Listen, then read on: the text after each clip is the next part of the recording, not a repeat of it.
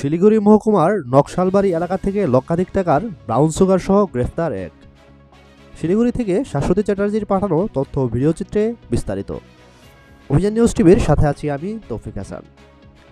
গোপন সূত্রের খবরের ভিত্তিতে শিলিগুড়ি মহকুমা পরিষদের অন্তর্গত নকশালবাড়ির রথখোলা এলাকায় অভিযান চালায় এসএসবির ৪১ নম্বর ব্যাটালিয়নের জওয়ানরা। এরপর সেখানে এক যুবককে আটক করে এবং তল্লাশি চালাতেই উদ্ধার হয় ব্রাউন সুগার। এরপর ওই যুবককে নকশালবাড়ি থানা পুলিশের হাতে তুলে দেয় এসএসবি।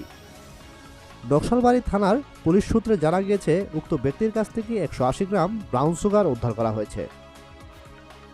উদ্ধার হওয়া ব্রাউন সুগারের আনুমানিক বাজার মূল্য প্রায় লক্ষাধিক টাকা। ব্রাউন সুগার কোথা থেকে নিয়ে এসেছিল বা কোথায় নিয়ে যাওয়া হচ্ছে তা খতিয়ে দেখা হচ্ছে।